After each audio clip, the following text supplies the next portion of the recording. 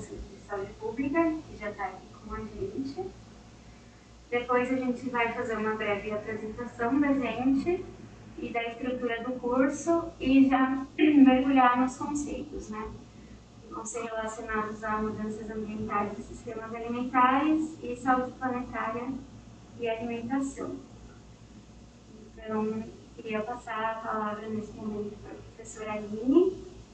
Vou ter aqui no compartilhamento. Obrigada, Aline, por ter aceitado o nosso convite, por compor essa nossa equipe. E vai ser um prazer meu estar aqui com vocês hoje. Então, boa noite, gente. Sejam bem-vindos ao curso, ao primeiro dia do curso. Então, como a Beatriz falou, eu sou professora na Faculdade de Saúde Pública da USP, no Departamento de Nutrição, e venho trabalhando nessa área de alimentação e sustentabilidade há alguns anos, e sou coordenadora do Núcleo de Pesquisa e Extensão Sustentável. Então, para quem não conhece, já fazendo a propaganda, né, para vocês conhecerem os materiais, estou vendo aqui a Flávia, que também é mentora do Sustentária, e é um projeto que já está há 10 anos aí, desenvolvendo atividades nessa área de promoção de alimentação saudável e sustentável para a população brasileira. E a gente tem diversos materiais gratuitos no nosso site, no Instagram, a gente tem também até os detetives da comida lá, também dentro do site do Sustentária. E então deixo aí esse convite para vocês darem uma olhada nos materiais lá. E também faço parte do grupo de estudos de saúde planetária, que vários aqui dos organizadores do curso de detetives da comida fazem parte também do grupo de estudos de saúde planetária, que é um grupo filiado ao Instituto de Estudos Avançados da USP. Obrigada, Sheila, por colocar aqui o site. E o Saúde Planetária é um grupo super transdisciplinar. A gente tem diversos grupos de trabalho interdisciplinares, várias pessoas participam, né? Então, por exemplo, eu sou coordenadora do grupo de sistemas alimentares, do grupo de estudos em saúde planetária. Então, esses grupos, né, eles são abertos, as pessoas podem participar, então deixo um convite para vocês conhecerem mais sobre esses dois projetos grandes que tem super a ver com o curso que vocês vão fazer, que é uma fonte de informação, de material de qualidade disponível de forma gratuita. E se vocês puderem participar como voluntários dentro desses projetos, né, a gente tem processos seletivos do Sustentária no começo do ano, provavelmente em fevereiro a gente abre o edital de processo seletivo para voluntariado. E no grupo de saúde planetária a gente tem os embaixadores de saúde planetária, né, alguns aqui que vocês já foram embaixadores também, e provavelmente a gente deve ter o edital ano que vem, não sei como é que vai ficar ainda sobre o grupo de saúde planetária. Mas o Detetives na Comida é um projeto super assim, bem feito, com um carinho muito grande de toda a equipe que está se envolvendo, super qualificada. Então, eu fico muito feliz de vocês estarem aqui acompanhando esse projeto. Espero que vocês tenham aí uma jornada ao longo do curso bem interessante. Eles vão usar o Moodle, extensão da USP, então já aviso que às vezes o Moodle não é assim super familiar a todo mundo, às vezes as pessoas têm dificuldades, mas aos poucos a gente consegue, né, ir se alinhando. Acho que eles devem comentar depois de dúvidas em relação a se inscrever no Moodle direitinho. Mas a gente já fez outros cursos também usando o Moodle e no final dá certo. Então, acho que é isso. Obrigada pela presença de todos e fico à disposição aí para dúvidas e qualquer ponto que vocês tenham a levantar.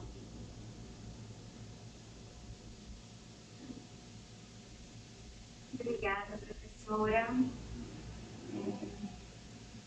Vou retomar aqui, então, a apresentação.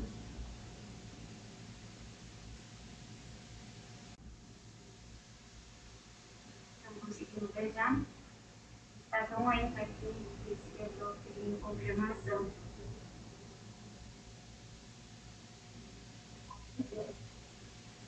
Tá. Bom, então, essa é a nossa equipe, né, de ministrantes do curso. Então, temos eu sou bióloga, atuo nessa parte de educação e vou deixar o restante dos ministrantes se apresentarem. Oi, gente, boa noite, tudo bom? Seguindo a ordem aqui, então, meu nome é Luiz Gustavo, LG, é o que está escrito no meu documento. Fiquem à vontade como vocês acharem mais confortável. E só retomar esse aspecto que a professora Aline comentou, né? Quem tiver com dificuldade no acesso ao Moodle, hoje no finalzinho a gente vai, enfim, conversar um pouquinho mais sobre isso e tentar fazer funcionar legal para todo mundo. E é isso, gente. Estou muito contente com a participação de vocês. Seguimos.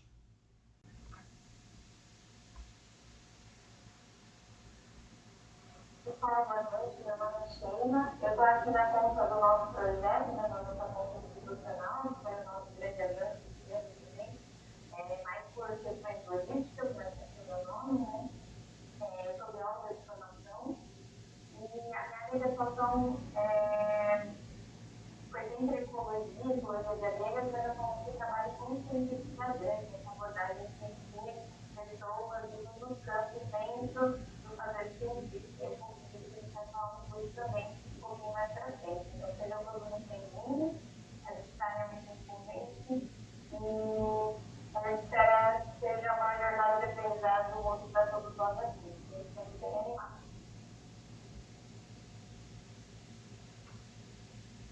Boa noite, pessoal. Eu sou Vanessa Góes, eu sou nutricionista da equipe. Estou atuando aí no campo da saúde planetária desde uns 3 anos e focando nessa parte de alimentação, sustentabilidade, sistemas alimentares. E como eu tenho um trabalho na clínica, né, com a medicina do estilo de vida, eu procuro trazer no meu cotidiano, né, dentro dos meus trabalhos, essa motivação para a mudança individual, né? Que é o que a gente pode fazer dentro desse contexto grande que é a saúde planetária, que vocês vão entrar em contato.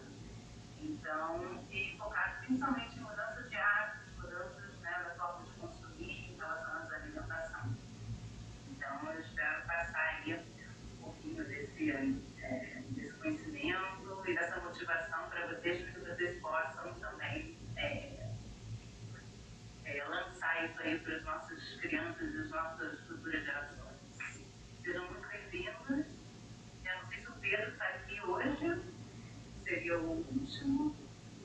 Ele está aqui, presente ou não? Acho que não.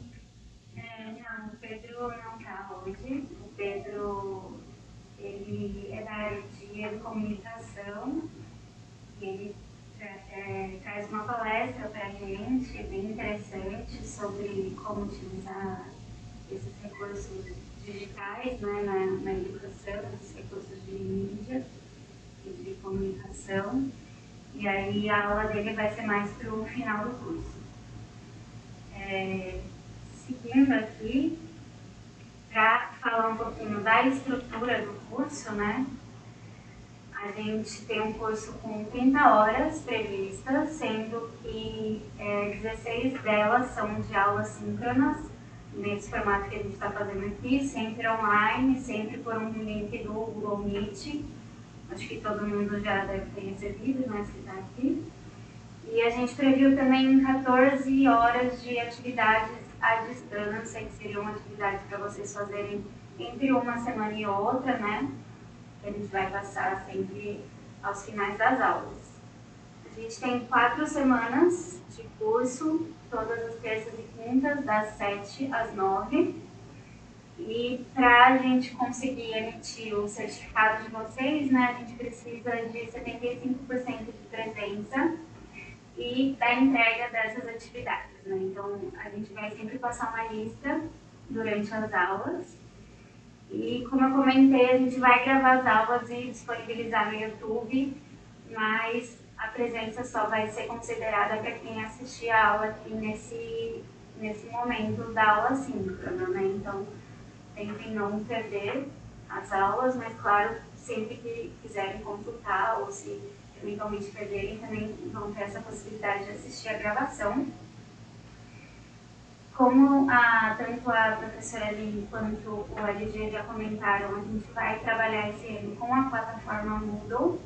Também é uma novidade para a gente, porque no ano passado a gente fez o curso, mas a gente trabalhou com o Google Drive, né?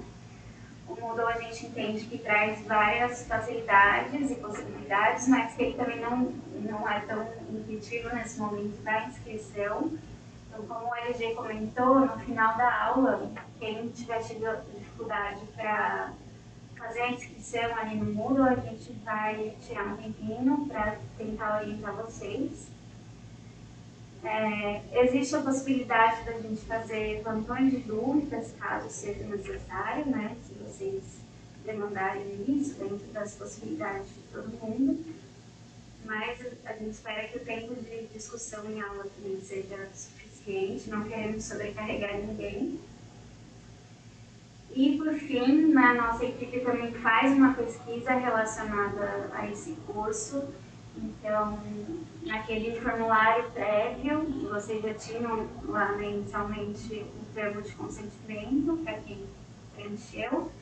E a gente vai ter também uma avaliação pós-curso, que também vai vir com esse termo de consentimento. Então, quem estiver ok em participar da pesquisa, vai preencher lá e ser incluído. Claro que a gente mantém a confidencialidade dos dados, então nada disso é divulgado para o nome de vocês, nada, então podem ficar tranquilos quanto a isso.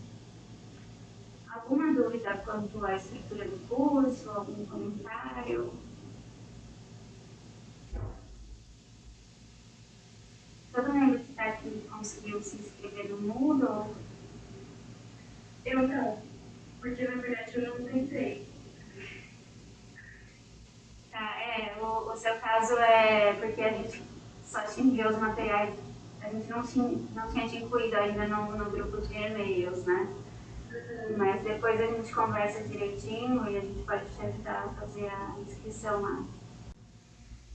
Esse é o cronograma previsto, né, para as aulas, então a gente vai até o dia 14 de dezembro, sendo que as 4 primeiras aulas, elas são aulas conceituais. A gente vai trazer a apresentação de conceitos, né, que estão relacionados aí à saúde planetária, alimentação, segurança alimentar, e também a parte de ensino, né, ensino de ciência cidadã. E tudo isso está incluso no nosso material didático, que é o livreto Detetives da Comida, que ele traz uma sequência didática, né, SB, de sequência didática. Então, nas 4 últimas aulas, a gente vai focar nesse material, né? As aulas 5 e 6 são para fazer uma apresentação geral do material, e as 7 e 8 para a gente pensar em como esse material poderia ser aplicado no contexto de vocês, né? Então, a gente vai também fazer esse exercício de trazer o material para a realidade, entendendo que ele tem muitas limitações e muitos potenciais também. Agora, começando com a parte conceitual da aula de hoje, já vou introduzir aqui que esse é um tema não muito agradável. Os temas de hoje eles são um pouquinho chatos, né, de falar, nesse sentido de que causam ansiedade, causam insegurança, causam tristeza. Mas a ideia é a gente trazer esses conceitos logo de início e nas aulas seguintes trazer o potencial da educação em trabalhar todos esses temas e fomentar mudanças que são necessárias. Então, vamos lá. Para trabalhar essa questão das mudanças ambientais, a gente escolheu trazer esse conceito dos limites planetários, né? O que são esses limites planetários? São um conceito desenvolvido por uma equipe de pesquisadores, já vai fazer, sei lá, 15 anos, desde 2009, foi a primeira publicação, em que eles identificaram 9 processos que são críticos para manter a estabilidade e a resiliência do sistema terrestre, do planeta como um todo, né? E a proposta desses pesquisadores, é identificar os níveis de perturbação humana que esses processos podem sofrer sem que a Terra mude de estado, né? Então, Eles podem ser abalados até um certo ponto e ainda assim permanecer em um estado semelhante ao do Holoceno, que é a era geológica que se iniciou em cerca de 11 mil anos atrás e em que as civilizações humanas se desenvolveram. Então, a ideia central aqui é que as civilizações humanas, elas dependem desses estados, desses processos, da forma como eles estavam, né, para se desenvolver, permitir aí, a manutenção dessas civilizações. Então, eles tentam identificar qual que é o limite de perturbação que esses processos podem sofrer. E, antes de entrar nesses limites em si, queria trazer um pouquinho um conceito de resiliência do ponto de vista da ecologia, da biologia, né, que tem um pouco a ver com essa resiliência que a gente vê nos coaches, né, falando, mas tem algumas especificidades, né. Então, considerando aqui que o sistema é essa esfera, ele está num vale aqui, né, entre dois picos, e ele pode sofrer alguns níveis de perturbação, né? Ele pode ir aqui para esse lado esquerdo até certo ponto, pode ir para esse lado direito até certo ponto, e sempre voltar a se manter aqui dentro dos limites desse vale. Então, essa capacidade do sistema de sofrer essas perturbações e permanecer no mesmo estado é o que a gente chama de resiliência. Então, quando esses pesquisadores estão falando que eles vão determinar os limites planetários, eles estão falando, tá bom, qual que é o limite em que a Terra consegue manter a sua resiliência? Mas aí, se você faz uma pressão muito grande nesse sistema, ele pode chegar num ponto que ele vai passar desse limite, ou desse ponto de inflexão, e ele vai atingir um novo estado. Então, vai ser um novo sistema. E aí, para ele voltar para esse sistema antigo, ele precisaria aí de uma energia, uma pressão muito grande, né? Então, a ideia é que a gente consiga manter o sistema terrestre nesse vale em que ele está, e não que ele passe para esse novo sistema, que pode, sim, abrigar formas de vida, enfim, mas que vão acontecer muitas mudanças, né? Então, seguindo aqui, como eu falei, né, esse conceito dos limites planetários, ele foi proposto inicialmente em 2009. São 9 os limites com que esse grupo trabalha. Eu vou detalhar eles depois, mas primeiro eu queria trazer essa visão geral. Ao longo dos anos, eles foram atualizando esse trabalho, né? E aí, quando a gente olha aqui, a gente tem nesse círculo o que seria o limite de cada um desses processos, nessa zona verde, e passando desse círculo, a gente tem um aumento de risco. Então, é uma zona de aumento de risco cada vez maior. Então, a ideia é que todos esses processos fiquem dentro desses limites. E como a gente vê, desde 2009, a gente já cruzou 6 dessas fronteiras.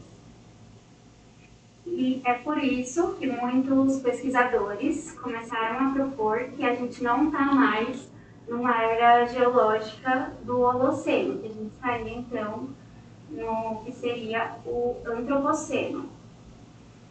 E outros pesquisadores também argumentam, também argumentam que, na verdade, não estaria, assim, conceitualmente correto chamar essa era de Antropoceno, e eles propõem a ideia do Capitaloceno, porque a ideia é que não são necessariamente os seres humanos que estão causando essas mudanças, mas que é um sistema econômico que está causando essas mudanças, né? Com muitas pessoas sofrendo com essas mudanças e poucas pessoas lucrando com essas mudanças.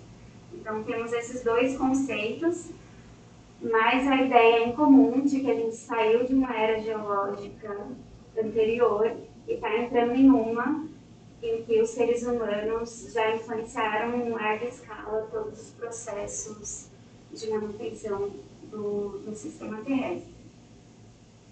E aí, entrando em cada um desses processos, né, a gente tem as mudanças climáticas, a integridade da biosfera, tanto em termos genéticos quanto funcionais. Aqui eu vou passar uma visão geral, tá, gente? Aí depois eu vou explicar um de cada vez. As mudanças no sistema terrestre, mudanças nos sistemas de água doce, os ciclos biogeoquímicos, acidificação oceânica, carga de aerosol atmosférico e depleção do ozônio estratosférico, que seria o buraco na camada de ozônio.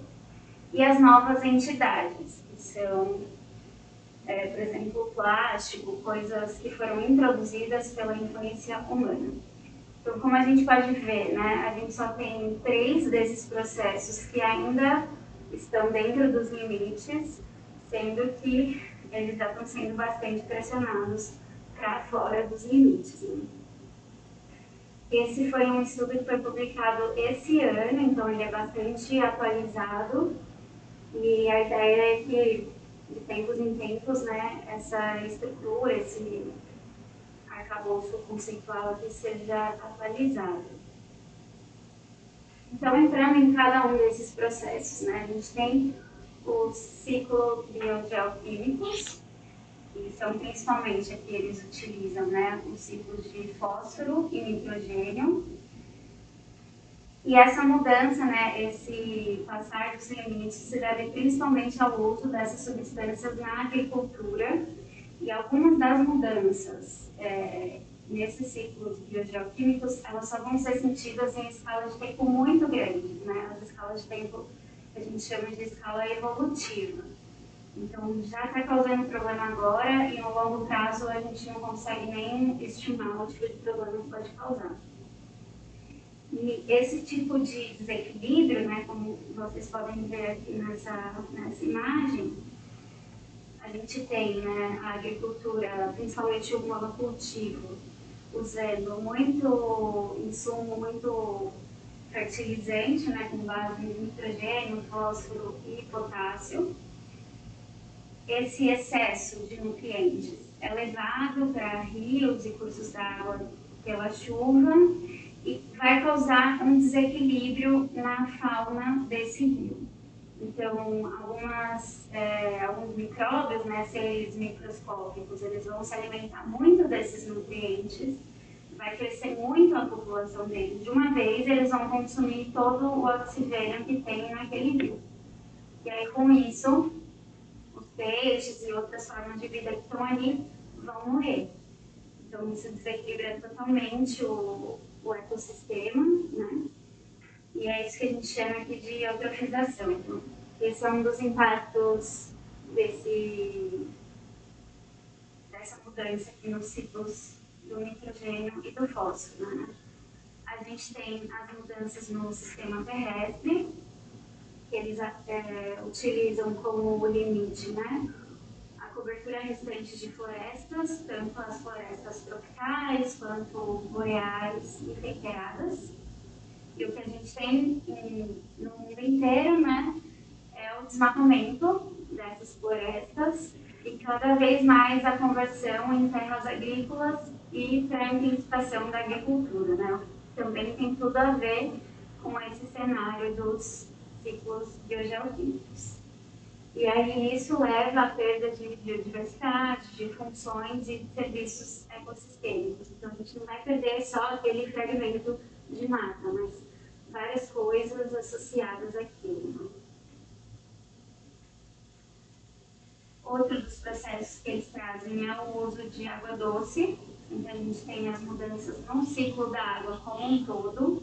Isso está intimamente ligado às mudanças climáticas, né? Então, o que a gente tem naturalmente, né? É o que estou chamando aqui nessa figura. Todas essas figuras aqui, tanto essa quanto as próximas, são daquele árvore água, tem bastante didático. Então, num ciclo longo, o que a gente tem? A gente tem a chuva, né, a precipitação. Essa chuva vai cair nos solos e vai penetrar no solo. vai ser absorvida pelas plantas, vai alimentar lençóis freáticos, alimentar os rios. E aí as plantas, os animais transpiram, eliminam essa água e essa água volta para a atmosfera. Então é um ciclo longo em que a água está passando pela atmosfera, pela biosfera, né, e depois volta. Com as mudanças climáticas, a gente tem uma intensificação dessa evaporação. Então a água está evaporando muito rápido. Aí a gente tem uma intensificação das chuvas. Então a gente tem chuvas muito fortes. E não tem o tempo dessa água ser absorvida e passar aqui por esses processos da biosfera aqui, por exemplo. E alimentar também os rios e esses cursos de água subterrânea. Então ela chove e já evapora praticamente, né? Então isso leva a mudanças muito críticas, inclusive com rios inteiros secando antes de chegar no mar, né? Diminuição de disponibilidade de água tanto para animais quanto para humanos, né? E um impacto muito grande na segurança alimentar, né? Na segurança hídrica e na saúde. Aí a gente tem a depleção do ozônio estratosférico, que seria o buraco na camada de ozônio, que é um dos problemas ambientais que a gente conseguiu resolver bem, né? Ele era um problema muito grande nas décadas de 80, 90, e com algumas mudanças de legislação a gente conseguiu reverter esse cenário. Hoje em dia a gente tem o limite aqui, né? Esse processo está abaixo desse limite planetário, né? Então é um processo que por enquanto está tudo bem com ele. Só existem algumas regiões do planeta que ainda tem esse buraco mais crítico, né? Outro dos processos seria a acidificação oceânica. Então, de novo aqui nesse ciclozinho, né? Com o desmatamento, o uso de combustíveis fósseis, né? A gente está lançando esse carbono que estava nas árvores ou estava aqui no petróleo, no carvão mineral. A gente lança o carbono para a atmosfera em formato de gás carbônico. E ele reage com a água do mar, formando outra substância que é o ácido carbônico. Isso vai ter vários impactos aqui na vida marinha, né? Porque também esse ácido carbônico ele vai perder os hidrogênios, acidificando a água do mar.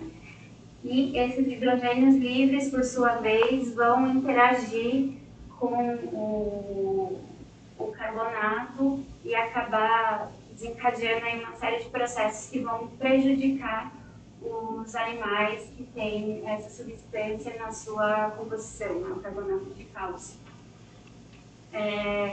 Isso acaba causando prejuízo a esses organismos marinhos e também diminuindo a capacidade dos oceanos de sequestrar carbono. Então, quanto mais carbono a gente joga para a atmosfera, menos o oceano vai conseguir absorver com o tempo, né, porque ele vai ficar saturado com o tempo de gás carbônico. E aí esse gás carbônico vai ficar cada vez mais na atmosfera, cada vez mais aquecendo o planeta. Temos também a carga de aerosol atmosférico, e aí eles consideram, né, nesse limite planetário, tanto o aerosol antrópico quanto o natural, que seria, por exemplo, a poeira do deserto ou fuligem de queimadas naturais. E esse aerosol na atmosfera vai influenciar tanto no sistema climático, no balanço energético do planeta, quanto na saúde humana, né? Se a gente ficar respirando esse aerosol, isso acaba tendo impactos na nossa saúde. Outro dos processos são as mudanças climáticas, que aqui nesse esquema dos limites planetários eles consideram tanto a quantidade de gás carbônico na atmosfera, quanto mudanças no equilíbrio energético da Terra. E aí aqui eu queria dar uns passos atrás para a gente tentar resgatar o conceito de efeito estufa e a relação disso com o aquecimento global e as mudanças climáticas. Então vamos lá. A gente tem o Sol, que está fornecendo energia para todo o planeta, né, para o sistema climático como um todo. Uma parte dessa radiação solar já é refletida de volta para a atmosfera e uma parte é absorvida pelo planeta, que vai aquecer e vai liberar energia para a atmosfera. Então aqui é a radiação solar nessas setinhas amarelas e aqui é a radiação infravermelha, né, que é a radiação de calor. Então quando a Terra absorve essa energia do Sol, ela aquece e vai emitir essa radiação infravermelha. É essa radiação aqui que vai interagir com esses gases do efeito estufa. Eles vão ficar, ao invés dessa radiação passar direto pela atmosfera, os gases do efeito estufa absorvem a radiação e reemitem a radiação. Absorvem e reemitem. Então essa radiação fica aí meio que presa na atmosfera e aquece o planeta como um todo. E isso, no geral, na história do planeta Terra, era um processo positivo, porque isso permitia a existência de vida na Terra.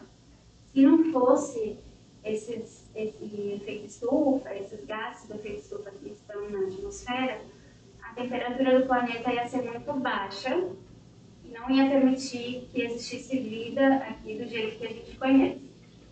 Então, o efeito estufa é um fenômeno positivo.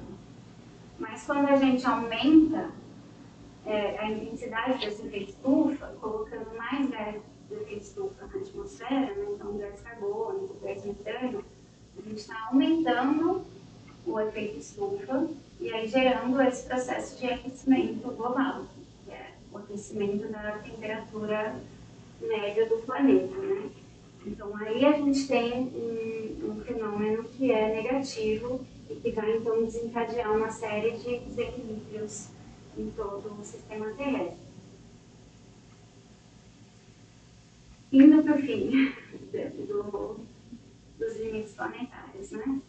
A gente tem as novas entidades, que são essas novas substâncias ou novas formas de substâncias já existentes e formas de vida modificadas que têm potencial para efeitos geofísicos e ou biológicos indesejados.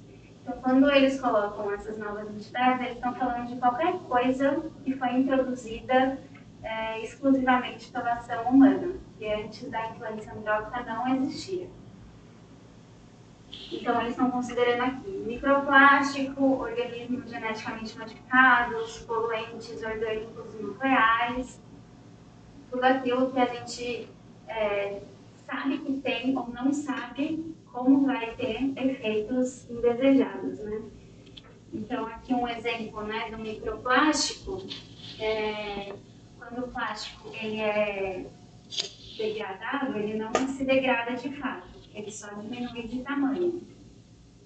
E aí esse plástico pode ser levado pelo vento, vai primeiro para a atmosfera e vai acabar chovendo plástico, né? Isso vai interagir ali com as nuvens e voltar para o planeta, para os cursos d'água, a gente vai respirar isso também. Então, tem estudos que já estão detectando a presença de microplástico em pulmão, até em recém-nascidos. Então, são coisas que estão assim, impactando numa escala muito grande e que a gente nem sabe ainda qual vai ser o efeito disso no longo prazo. E, por fim, se eu não me engano, a gente tem a integridade da biosfera, que é um novo processo, em que eles estão considerando a quantidade de extinções e de energia disponível para os ecossistemas. Então, nessa nova era geológica, né, do capital-oceno, a gente está tendo muito mais extinções do que a gente tinha antes. Uma taxa assim, que aumentou entre 10 e 100 vezes. Então, uma coisa que não dá para negar que a gente está assim, influenciando. Até ter alguma dúvida, ou algum comentário, eu falei muito rápido, é muita coisa, eu sei que é muita coisa. Eu quis dar uma passada geral nesses processos para depois falar um pouquinho da relação da alimentação com eles.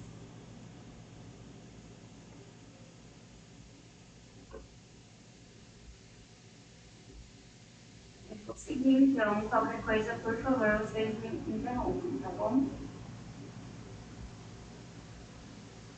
Então, vamos lá.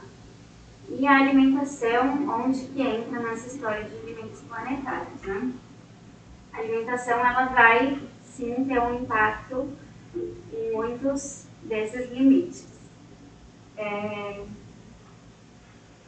Então, para começar, vou trazer um pouco esse conceito dos sistemas alimentares, não tenho a pretensão de definir, mas passar para vocês essa visão de que os sistemas alimentares envolvem desde a produção até o descarte dos alimentos, né? Passando aí por diversas etapas de transporte, processamento, distribuição, transporte de novo e consumo.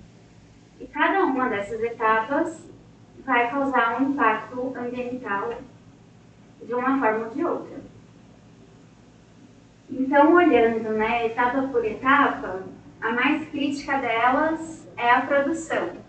Então, a produção de alimentos está muito relacionada à ocorrência de queimadas de desmatamento. A gente sabe que tem várias áreas de floresta, de mata nativa que são desmatadas, que são queimadas para dar lugar para a plantação. Nessas plantações, principalmente de monocultivos, né, são utilizados muitos fertilizantes e agrotóxicos.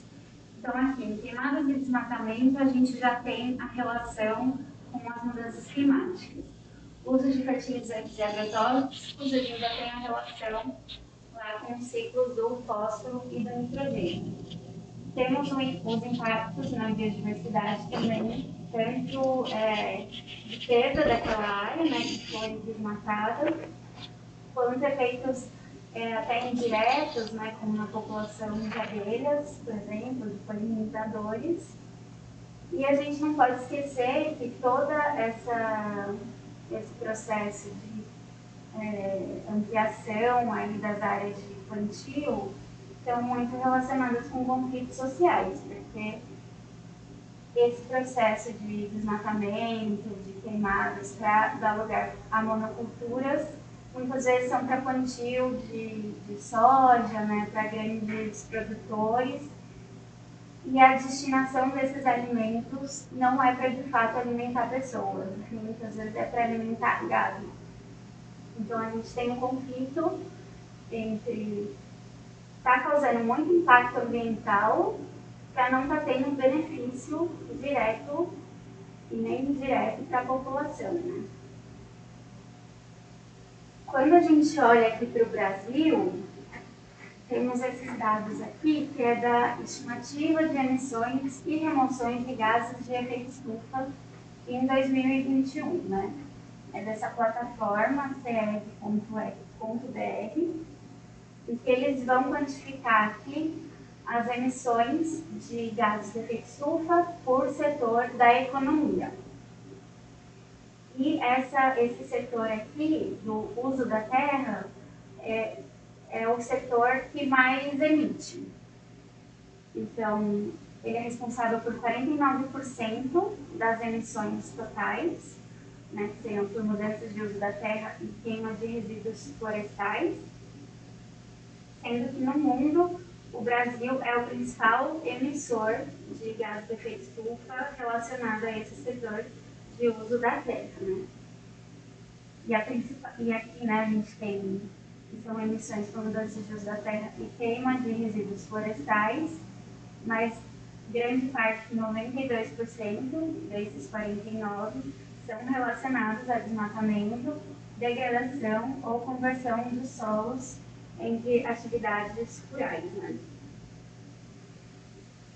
Esse é o principal impacto dos sistemas alimentares no meio ambiente de longe, assim, no Brasil, né? O Brasil é um grande emissor de gases de efeito estufa relacionado a essa questão do uso da terra, diferente de outros países que predomina a questão de transporte e indústria. Aqui no Brasil é a questão da agropecuária.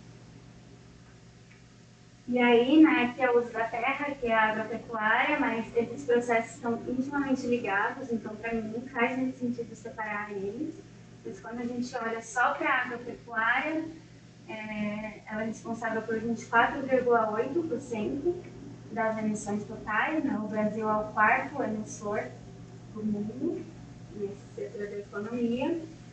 E aí está relacionado com a fermentação entérica que acontece no gado, né, como um todo, mas também está relacionado bastante com o manejo dos solos, né? Então, essas emissões, pelo incremento de nitrogênio, então, uma das coisas que acontece quando você usa muito nitrogênio na agricultura é que você vai estar jogando esse nitrogênio também para a atmosfera, e ele, nessa forma de óxido nitroso, ele também é um gás de efeito estufa.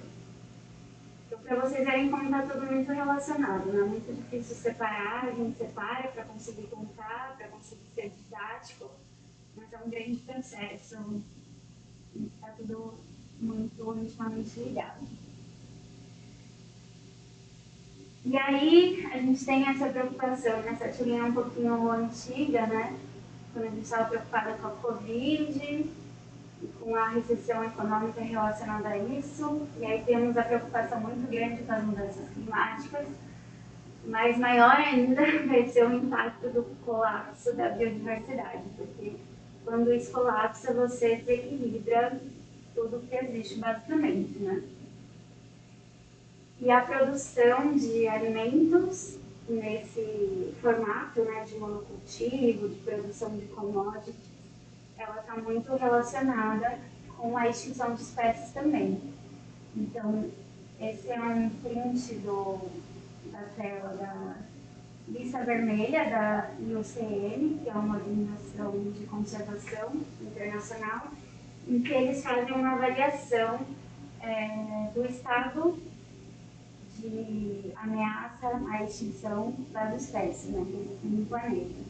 E quando você vai filtrar, né, tem lá nesse site, quando você entra, tem os filtros, você pode filtrar por ameaça. E aí, quando você vai ver aqui, agricultura e aquacultura são uma grande ameaça, né? Temos aí quase 45 mil espécies ameaçadas por esses processos de produção de alimentos. Aqui no Brasil, especificamente, a gente tem algumas espécies que são consideradas criticamente em perigo por causa de processos relacionados à produção alimentar, né? Eu separei algumas espécies diferentes, né? A gente tem plantas como essa cactácea, que ela é bastante ameaçada pela pecuária, então desmatamento para a pecuária, alguns mamíferos aqui, né? Esse sagui da Serra Claro, que também é ameaçado pela expansão agropecuária e pelo plantio de eucalipto. Esse outro primata aqui está o linho de coleira, que também sofre com desmatamento e fragmentação de hábitats relacionada com a expansão agrícola. E uma ave, que é a rolinha do Planalto, que é criticamente ameaçada pela destruição do cerrado e também pela agropecuária. Então, assim, esses aqui são só alguns exemplos e só dos criticamente em perigo, que são aquela categoria de maior ameaça, né? Então, é bastante importante a gente ficar atento a como esse modo de produção está acabando com a biodiversidade. E aí, quando a gente olha para as outras etapas dos sistemas alimentares, né, a gente também tem muitos impactos. No transporte, a gente tem, claro, eu acho que o mais óbvio seria o uso de combustíveis fósseis, que vão emitir gases de efeito estufa e, por sua vez, né, aumentar o aquecimento do planeta. Mas também tem um grande problema no Brasil, que é o uso de estradas para o transporte e que tem um impacto muito grande na biodiversidade pelos atropelamentos mesmo, né? Tem surgido algumas iniciativas de fazer corredores ecológicos, fazer algumas passarelas ou túneis para as espécies passarem. Isso é muito importante porque a gente tem realmente muitos atropelamentos. Na etapa de processamento, né, é uma etapa bastante crítica, porque você fazer o processamento dos alimentos, principalmente aqueles que são ultraprocessados, tem uma relação muito grande também com a produção. Se produz muita soja, por exemplo, milho, e esses alimentos são usados como matéria-prima para fazer alimentos ultraprocessados. Então, o processamento e a produção, eles estão bastante relacionados também. E aí, essa forma de produção de commodities em larga escala, em monocultura, contribui para a redução da biodiversidade, né? Fora isso, quando a gente passa, né, os alimentos por esse processamento, geralmente eles saem em uma embalagem. Essa embalagem muitas vezes é uma embalagem plástica, e aí a gente tem aquela questão das novas entidades, né, do microplástico, e o próprio processamento vai também emitir gases de efeito estufa nessas indústrias. Né? Então, aqui eu trouxe um pouco de como esses processos industriais e de transporte contribuem para as emissões de gases de efeito estufa no Brasil. Esse setor da energia, né, que envolve transporte e indústria, ele emite 17,9% das emissões do país, bastante menos, né, do que os dois primeiros. E aqui a gente não está contabilizando só o transporte e indústria de alimentos, tá? Eu só trouxe para a gente ter uma noção com relação aos outros, mas está considerando todo o transporte e todas as atividades produtivas relacionadas à indústria. Por fim, temos o descarte dos alimentos, que muitas vezes são descartados em aterros sanitários e lixões, que também vão gerar na decomposição os gases de efeito estufa. E a gente tem um grande mito, digamos assim, da reciclagem, né?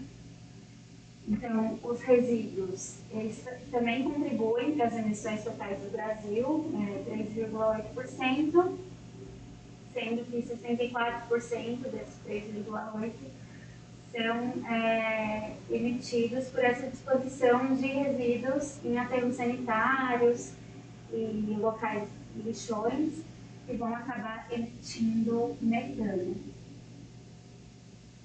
E esse mito da reciclagem, né, principalmente do plástico, a gente tem aqui, né, esses dados de que 98% do plástico vem do petróleo recém-extraído. Esse plástico, 40% vai acabar em aterros sanitários, 32% vão para o meio ambiente, para os rios, para os mares, 14% é queimado, seja para gerar energia ou é só queimado mesmo. Outros 14% vão para reciclagem. Bom, 14% é ok. Só que 4% desses já são perdidos no processo de reciclagem e 8% é reutilizado com perda de qualidade. Então, só 2% é de fato reciclado e volta para essa cadeia. E aí a gente tem, né, que para quem vende plástico, compensa muito mais fazer plástico novo e o custo da reciclagem não vai para ele, né? Acaba indo para a responsabilidade do consumidor. Você usa, você recicla e é isso. Então, o que a gente tem, né? A gente tem um planeta passando cada vez mais desses limites planetários e que ele ainda está em um estado de uma terra estável. Então vamos olhar aqui essa imagem, né? A gente tem o tempo aqui, quanto mais para frente, mais para o presente, para o futuro, né? Então mais para trás, mais antigo. Aqui a gente tinha o Holoceno e aqui a gente já tem o Antropoceno. Então no Holoceno a Terra ficava aqui. Ela ficava variando entre os limites glacial e interglacial. Ela ia para lá, né, no período glacial, voltava para cá, no interglacial, e ficava variando. Foi chegando aqui para frente, ela foi indo cada vez se distanciando mais desse estado da glaciação e indo mais para um estado que eles chamam de casa quente, né? A Terra de casa quente. Então ela sairia desse limite glacial interglacial e cairia aqui num estado que seria praticamente impossível de reverter, né? Quando eu trouxe aquele conceito de resiliência no começo, é isso. A Terra consegue ir para cá e voltar, mas se ela cair aqui, não vai dar para ela voltar para cá. Então a Terra estava aqui, foi indo cada vez mais para cá. A gente pode tentar reverter e trazer ela mais para cá, ou ela pode passar todos os limites planetários e cair nessa temperatura que a gente tem. Então é nesse dilema que nos encontramos. E enquanto isso, né, enquanto a gente tem tantos impactos no meio ambiente relacionados aos sistemas alimentares, a gente tem a fome no Brasil aumentando, e não só durante a pandemia, mas também antes a gente via uma tendência no mundo de aumento da desnutrição. Então esse gráfico aqui traz, né, desde os anos de 2005 até 2021, de prevalência de desnutrição e o número de desnutrição, né? A gente vinha em 2005, né, desde 2005, diminuindo esse número de pessoas desnutridas, pessoas com fome, e aqui por volta de 2017 começou aqui uma tendência talvez de aumento. Claro, foi bastante exacerbada por causa da pandemia, mas que talvez, não sabemos, né, mas já tinha essa tendência que poderia continuar aumentando, e aí podemos até discutir um pouco quais seriam as causas disso. E aí a gente tem então, né, essas mudanças ambientais que afetam a segurança alimentar, as pessoas passando fome, e a ideia é que desafios globais requerem ações globais, né, ou soluções globais, mas com ações locais. E aí a gente traz então esse conceito dos Objetivos de Desenvolvimento Sustentável, que estão bastante relacionados, né, uns com os outros, mas quando a gente fala de fome, né, esses dois primeiros são de extrema importância: a erradicação da pobreza, fome zero e agricultura sustentável. E temos também o 13 da ação contra a mudança global do clima, da vida na água e da vida terrestre. É um pouco, né, do que a gente está tentando trabalhar aqui, essas ações contextualizadas também nesses ODS. A gente sabe que isso é importante para quem está trabalhando nas escolas, né? Muitas vezes a BNCC já dialoga, né, com esses ODS. E eles são um apelo global, então, à ação para acabar com a pobreza, proteger o meio ambiente e o clima e garantir que as pessoas em todos os lugares possam desfrutar de paz e de prosperidade. Então, com isso, eu acabo minha exposição. Tentei não me estender muito. Queria saber se tem dúvidas, comentários, sugestões. Coloquei dúvidas, mas não são só dúvidas, tá? Podem falar.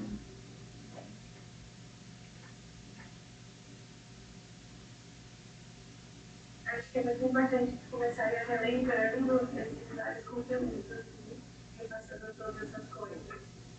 É como você disse, né? A gente vai e compreendendo outras coisas. Então, acho que como você deixar isso para vocês.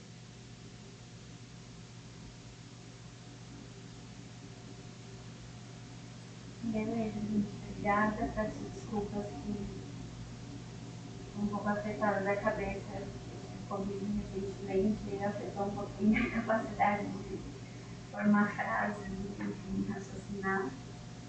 Então, se eu fui confusa em algum ponto, prolista, peço desculpas. E aí, queria passar a palavra para a Vanessa, que vai conduzir o restante da aula. Vou parar aqui de compartilhar, Vanessa, para você apresentar a sua, pode ser? Pode ser. Pode falar, Cláudia.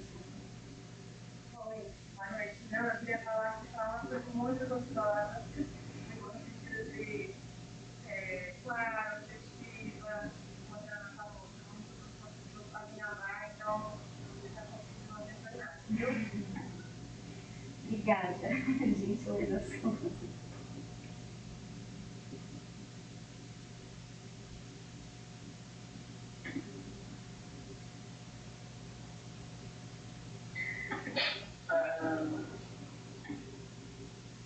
Bom, deixa eu ver. Tem que transformar isso aqui em apresentador. Acho que se você clicar em cima de apresentação do slide, você entra na setinha, Perfeito. Bom, boa noite, então. Obrigada, Bia. Eu vou dar continuidade entrando mais especificamente na relação da alimentação, né, com tudo isso, e também com o conceito de saúde planetária. Respiração também ajudar. Então, a gente vai dar uma passada breve por esse conceito. Então, é isso, né? Assim, a Bia comentou no início que ia ser um pouco rápido, porque a gente está com uma situação bem delicada, né, como enquanto humanidade. A proposta aqui desse curso é justamente a gente reverter, né, ou não só mitigar, tentar reverter o máximo possível e adaptar. E aí, como é que a gente fazia essa breve passagem de como que a gente veio parar aqui, né, no Antropoceno? Então, a gente passou por diversas transições, né, na nossa maneira de viver, principalmente ali quando teve Revolução Industrial, né, Revolução Agrícola, os nossos modos de produção mudaram de forma drástica, né, e também o nosso modo de consumo. Né? Então, o estilo de vida passou lá de coletor, caçador, para sedentário, né? Consumindo alimentos, falsos alimentos, né? Que a gente chama, alimentos ultraprocessados, né? Que vindo da indústria. Então, essas revoluções, industrial e revolução agrícola, onde houve, né, um favorecimento da agricultura para grande produção, com introdução de insumos, de fertilizantes, né, agrotóxicos, maquinários, né, que pudessem produzir para um grande número de pessoas, a gente, com esse novo sistema de produção de consumo e com um aumento muito grande da população, isso aconteceu ali, principalmente em torno de 1950, nessas revoluções e toda essa mudança, fez com que a gente começasse a entrar nesse período que a Bia comentou, o Antropoceno, com essa degradação enorme da biosfera que ela, né, mostrou bem aí, esses vários diferentes pontos, através dos limites planetários. E aí, tudo que ela já comentou, né, a gente está passando aí por uma fase bem complicada em termos de recursos naturais, degradação, poluição, perda. E tivemos recentemente a Covid, né, essa pandemia, que está relacionada com esse desequilíbrio como um todo. Né? É uma zoonose, e por conta de todas essas mudanças, essas transições, a gente acabou passando por isso. E hoje em dia, né, isso foi, eu até não coloquei aqui, desculpa, é da Lancet, definiu que a gente está passando por uma sindemia, não sei se vocês já ouviram falar nesse termo, que seria várias pandemias concomitantes, né? Como as 3 que eles definiram foi a desnutrição, né? Em oposição à obesidade, a gente tem uma pandemia de obesidade, uma pandemia de desnutrição e a pandemia da crise climática, né? E eu estou falando isso porque é muito importante, dentro desse campo, a gente entender um pouquinho sobre essa questão sistêmica, né?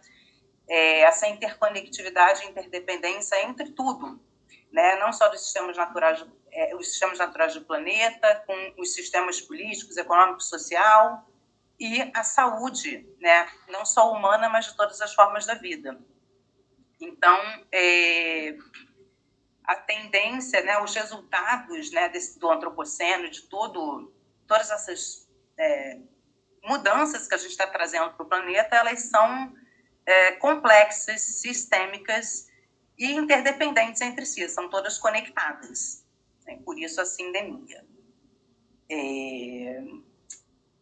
Eu trouxe essa imagem, pessoal, se vocês quiserem me interromper a qualquer minuto, fiquem à vontade, tá? Essa imagem eu trouxe para justamente exemplificar essa questão dessa interconectividade, né, dessa interdependência, relacionando a crise climática com a alimentação e a nutrição, né? Então, tá em inglês aqui, mas aqui do lado, então a gente tem o calor, as secas, as enchentes, né, gerando uma maior incidência de doenças, né, deslocam pessoas, né, inviabilizam a produção de alimentos no solo, o solo fica com menor qualidade, né, diminui a produção de alimentos, né, diminui não só em qualidade como em quantidade, né? Isso gera o quê? Uma desnutrição, né? Uma menor capacidade de trabalho, né? Para os agricultores, um menor rendimento familiar, e aí isso vai interferir no preço, né? Na acessibilidade ao alimento, isso vai gerar uma insegurança alimentar, malnutrição, desnutrição, uma qualidade de vida menor, né? Migração, deslocamentos forçados, conflitos, trauma, estresse, dentre outros, né? Cada ponto desse aqui vai gerar uma série de outras coisas.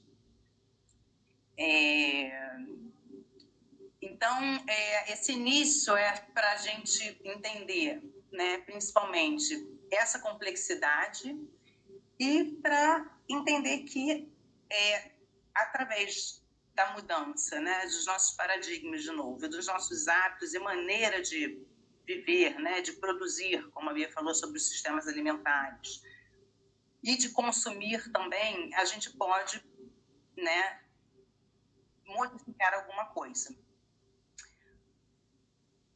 O conceito da saúde planetária, ele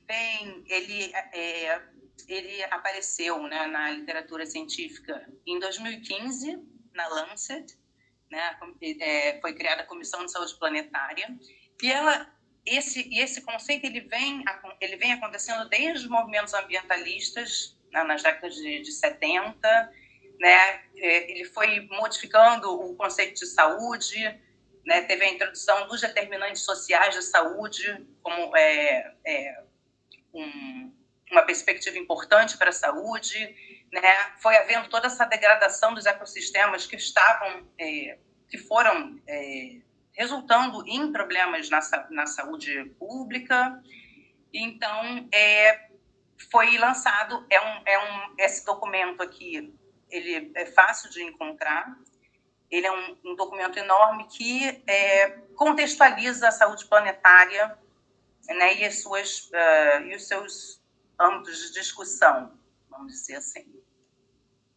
E a saúde planetária, né, eu coloquei essa definiçãozinha aqui, tem umas definições diferentes, mas eu vou ler, né? A ideia é alcançar o maior padrão possível de saúde, bem-estar e equidade em todo o mundo, né? Com atenção aos sistemas humanos, políticos, econômicos e sociais, né? Que definem o futuro da humanidade e dos sistemas naturais da Terra, estabelecendo limites ambientais para que a humanidade possa florescer. É um conceito bem amplo, mas eles incluem, né, os determinantes socioeconômicos, culturais, psicológicos, comportamentais, ambientais e ecológicos, né? E dentro desse conceito, as condições está claro, né? E é uma das principais diferenças aí de outros movimentos que também estão surgindo, que tem esse olhar mais sistêmico, como One Health, saúde única, né? Tem alguns outros conceitos. O diferencial da saúde planetária seria esse foco aí na relação dessas disrupções dos sistemas naturais com a saúde humana. E é um movimento acadêmico, né, de cientistas que estão mapeando essa problemática toda e procurando soluções, e também de ação, não só, né, de ação de mobilizar, educar, passar essas informações para que as coisas possam mudar. Tudo bem? Até aí? Aham. Ok. Então, a alimentação, ela envolve uma série, várias dimensões, né? Então, por isso é que ela está intermediada aí em todas essas questões da saúde planetária e do antropoceno, né? Não é só a parte da nutrição, mas também a parte social, como a estabilidade, a parte afetiva, cultural, econômica, ambiental. Então, por isso que ela é tão central, assim como os sistemas alimentares, que elas vão estar relacionadas com diversos dos objetivos do desenvolvimento sustentável, por ser essa múltipla, né? Atuar multiplamente. E aí essa imagenzinha aqui, ela é bem interessante para ver como todos esses pontos, né, que foram, eu não sei se ela falou exatamente sobre todos eles, mas estão relacionados com os limites planetários, né, a mudança climática, a questão do ciclo da água, da escassez de água, da degradação do solo, né, da perda de biodiversidade, da poluição, colapso, né, dos oceanos e todos os animais que vivem nele, que são alimentos, né, importantes, né, essas questões mais sociais de deslocamento humano, tudo isso, né, vai estar interferindo na produção de alimentos e também no consumo de alimentos, e direta ou indiretamente, né, as surpresas que a gente não sabe que vem. E aí gerando desnutrição, má nutrição, deficiência de micronutrientes, né?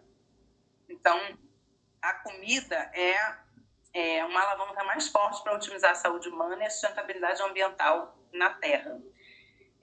Esse documento, a gente vai passar por ele, o Eat Lancet, que foi lançado em 2019, como se fossem as diretrizes dentro do âmbito da alimentação para a gente implementar e tentar mitigar ou se adaptar a esse cenário que está vindo. Então, essas disrupções todas, né, que estão acontecendo nos sistemas naturais, elas vão impactar a produtividade, como eu digo anteriormente, né, não só em qualidade, mas em quantidade. Então, existe uma perda aí nutricional desses alimentos que são produzidos. Então, aqui eu trouxe alguns exemplos assim, breves, né? A gente tem um excesso de dióxido de carbono, das emissões de dióxido de carbono, a gente diminui alguns nutrientes nos alimentos por conta disso. Então, o ferro é um exemplo, tem folato também. Aumenta o risco também de deficiência de proteína.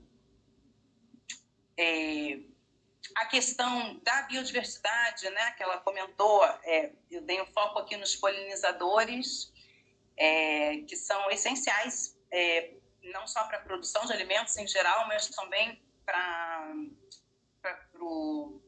teor de nutrientes, de micronutrientes nesses alimentos, né? Então, a gente já está vendo aí uma grande perda. Esse dado aí é antigo, até a Sheina deve saber melhor, né? Aqui a gente tem já 75% dos polinizadores, né? De 1999 a 2000 e pouquinho, 15, sei lá, 2010. E também essa relação da diminuição dos polinizadores com a deficiência de alguns micronutrientes nos alimentos. Então, aqui, vitamina A e folato.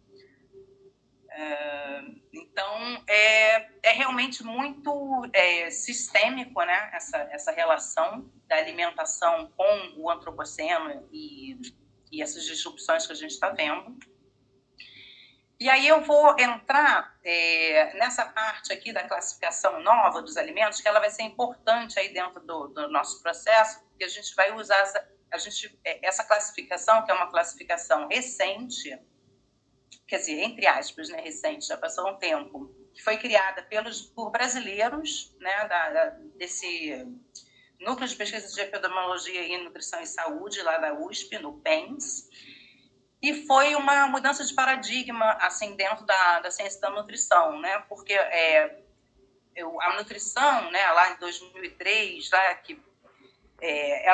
ela tinha uma visão muito reducionista, né, em relação, então era o colesterol, ou a gordura, né, ou o sal, era muito reducionista, né, então até as pesquisas eram feitas focando nessas questões, né, então era para definir a pesquisa você dava uma dieta com muito lipídio, né, e aí isso vai sendo modificado, né? Então, em 2009, esse grupo lá do NUPENS publicou esse comentário aqui, que a questão não é a comida nem os nutrientes, e sim o processamento. E eles trouxeram, então, essa nova maneira de classificar os alimentos, que é baseada no grau de processamento. E, a partir daí, né, até nas pesquisas, os pesquisadores começaram a usar essa perspectiva e estão descobrindo aí muita coisa.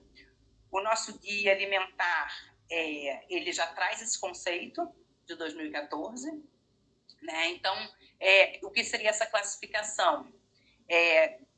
De acordo com o grau de processamento. Então, tem 5 tipos, né? Tem os alimentos in natura ou minimamente processados. Desculpa, tem 4 tipos, tá? Aqui teve um errinho esse processados faz parte dos minimamente processados. Tem os ingredientes culinários, os alimentos processados e os alimentos ultraprocessados. São 4 classificações. Aí eu vou entrar em cada uma delas, né? Então, a classificação, a categoria 1 seria os alimentos in natura ou minimamente processados. Então, são todos os alimentos que a gente encontra na terra, frutas, legumes, verduras, raízes, tubérculos, os ovos, né? Tanto de origem vegetal quanto animal. E minimamente processados seriam esses alimentos vindos da natureza, né? Com um mínimo de processamento. Então, por exemplo, os feijões, os grãos são empacotados, né? O arroz ele é refinado, retirado da casca, o leite é empacotado, as carnes são colocadas em cortes, né?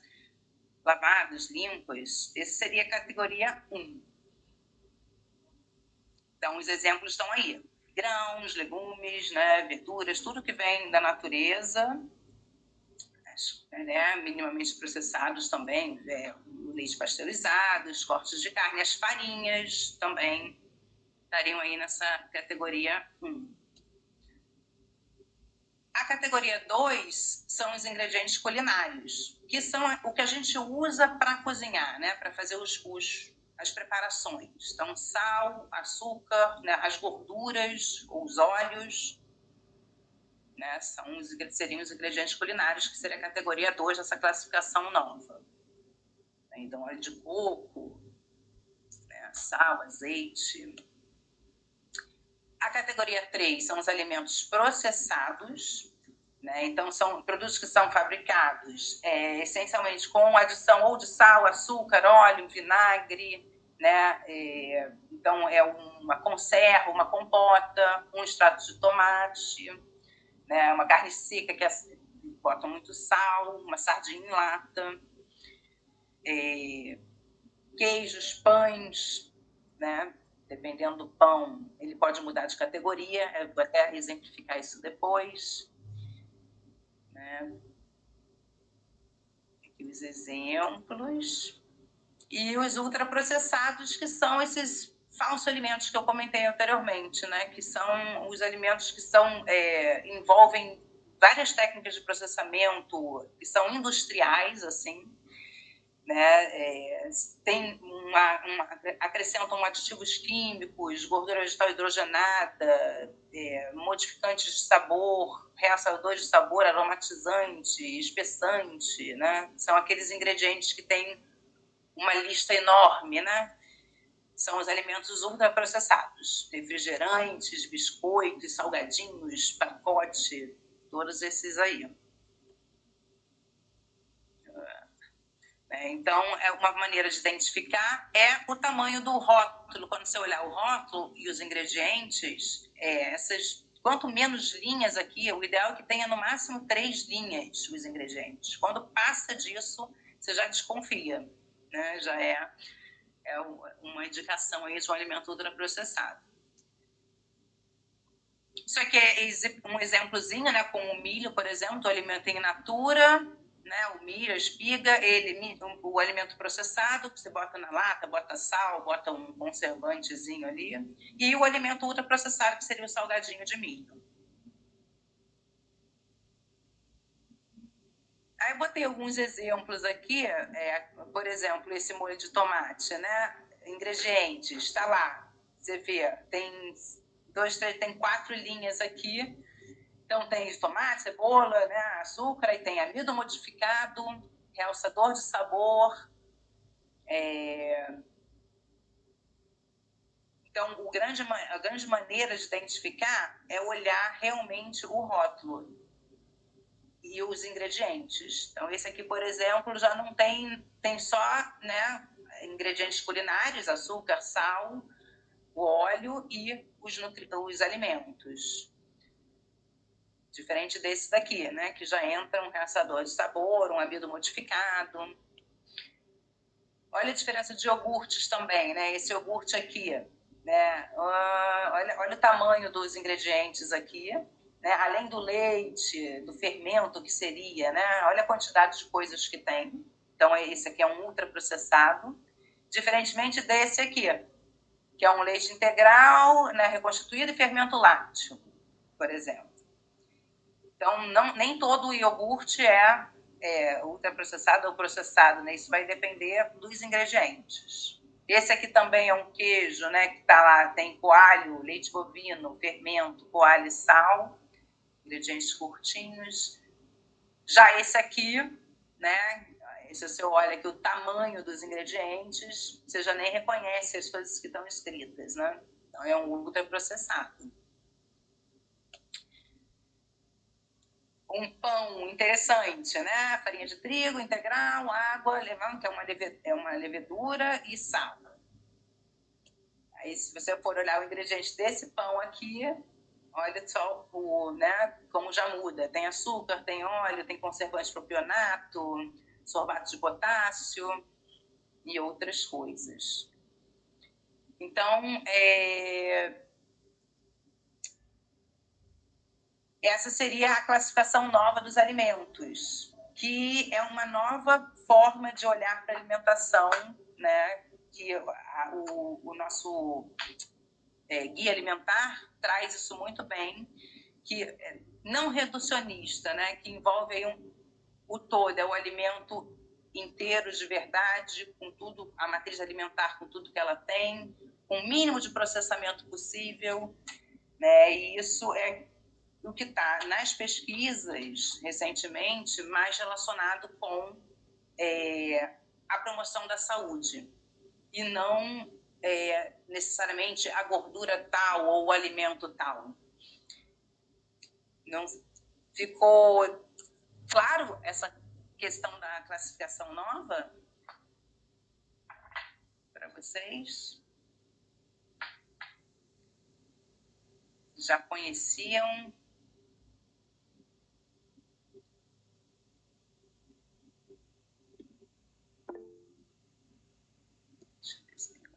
Tá, ficou claro, então.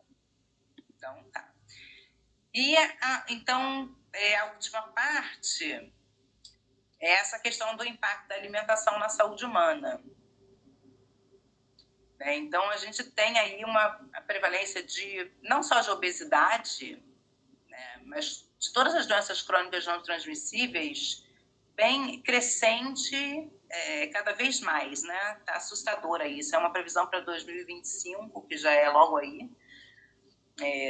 E é assustador aí o número de pessoas que estão morrendo por conta disso. E as doenças crônicas não transmissíveis, elas são um resultado aí de um estilo de vida, né? Do que você consome, do que você consome, de como você, né, leva a sua vida em relação aos parâmetros aí que mantém a saúde. Então, a gente vê números aí alarmantes, né? Então, 1,13 bilhões de pessoas com pressão alta, né? 57,4 milhões de pessoas possuem pelo menos uma doença crônica não transmissível. Elas são responsáveis por 72% dos óbitos no Brasil e no mundo 41 milhões de pessoas. Assim, tá assustador e já existem muitas evidências com essa nova, né, relacionando esse aumento de prevalência com o consumo de ultraprocessados. Esse é muito interessante esse artigo. Ele compara, né, o consumo o azulzinho é alimento ultraprocessado, alimento ultraprocessado, e o vermelhinho não é ultraprocessado, né? E aí eles veem aí em relação à caloria, o consumo de calorias, como ele é mais alto nos ultraprocessados, e também ao ganho de peso, né? Tem a relação do consumo especificamente desse grupo, né, com essa classificação ultraprocessados, com o risco de, aqui no caso é diabetes, mas sistemática, mas existe essas mesmas evidências relacionadas a todas as patologias, as doenças crônicas não transmissíveis. Se a gente for procurar, tem já bastante evidência, né, relacionando esse estado, né, de obesidade, dessas doenças crônicas com o consumo de alimentos ultraprocessados. E aí, o que seria, né, o que diferencia isso, né? Então, assim, nos ultraprocessados, a gente geralmente tem excesso de sódio, de gordura trans, que é uma gordura modificada, que o nosso organismo não lida bem, né? É pró-inflamatória, excesso de gordura saturada, excesso de aditivos químicos, de produtos neoformados, que são essas substâncias novas que se fazem, né, com as embalagens, o aquecimento. São gerados moléculas que a gente desconhece, né, o que elas podem fazer. Os xenobióticos todos, né, tem a contaminação com plástico, tem fora antibióticos, né, que são usados na produção, na pecuária, né, muito açúcar, xarope, refinamento demais, tem uma alta densidade energética, é pobre em micronutrientes fitoquímicos, tem baixo teor de fibras, né? Então, isso tudo está gerando aí esse adoecimento. Enquanto que os alimentos in natura, principalmente a base de vegetais, que é as diretrizes, né, como a Bia comentou sobre a pecuária, né, e a interferência da pecuária e da agricultura como um todo, nessa aceleração aí das mudanças climáticas, nessas disrupções dos sistemas naturais, a gente precisa pensar um pouco, né, nós como consumidores, né, em minimizar aí o consumo desses alimentos de origem animal, que estão gerando aí dessa agricultura clássica, né, do agronegócio e coisas afins, e começar a olhar para os alimentos mais in natura, que têm baixa densidade energética, que são integrais, então são uma matriz que tem micronutrientes, fitoquímicos, que são substâncias que não são nutrientes, mas que vão estar beneficiando aí todos os processos fisiológicos, os antioxidantes, né? Tem muitas fibras e a gente sabe que a microbiota, não sei se já ouviram falar, né, a nossa flora intestinal, como a gente falava antigamente, ela é muito influenciada pela nossa alimentação. Essa questão dos ultraprocessados ou dos alimentos in natura, eles vão fazer diferença na nossa microbiota. E a microbiota, né, dando um exemplo aqui de um dos mecanismos, né, desse consumo, a microbiota ela é determinante para várias patologias, está relacionada com todos os nossos sistemas, desde o autismo até doenças de pele, câncer, tudo isso. Tem essa questão da microbiota, né, que está muito relacionada com essa diferença de alimentação, e também a epigenética, que é um outro conceito relativamente recente, que é, né, o fato da nossa alimentação, ela está determinando a expressão ou não dos nossos genes, né? A gente antigamente a gente acreditava que a gente era marcado geneticamente, que assim seria, e hoje em dia a gente sabe que não, que o nosso ambiente, o nosso estilo de vida, o que a gente come, vai estar determinando, né, a expressão ou não desses genes. Então, é uma maneira também da gente conseguir modular aí a nossa saúde. Eu citei esses dois mecanismos de ação, né? Basicamente, os alimentos ultraprocessados são pró-inflamatórios, né, gerando aí um estresse oxidativo, né, os radicais livres, e os alimentos in natura eles são protetores, né, de todo esse sistema. Isso aqui é a mesma coisa. E aí, finalizando, também, que eu não sei se eu estou passando aqui muito do tempo, aquele documento que eu comentei, né, o IT, da Lancet, que foi lançado em 2019, ele é uma diretriz aí para alimentação sustentável para o planeta, né, que proteja a biodiversidade dos ecossistemas, que seja culturalmente aceitável e acessível, economicamente justa, balanceada nutricionalmente, saudável e segura, e que otimize os recursos naturais e humanos, né? Então, e ela basicamente é a gente voltar a nossa alimentação para uma alimentação baseada em vegetais, né? Que a gente tem aí 50% do prato, né? Até mais de alimentos de origem vegetal, e minimize aí o consumo de alimentos de origem animal. Com isso a gente vai estar ajudando a nossa saúde, né, e a saúde do planeta.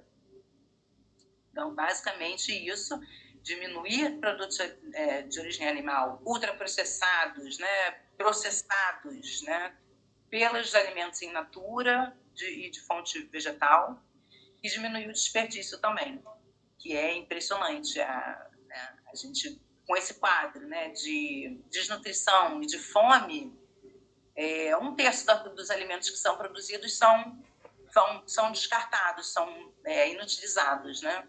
Ou por perda no processo de produção, ou até mesmo dos consumidores, né, em casa, jogar a comida fora. Aí eu finalizo aqui, aberta para dúvidas, questões.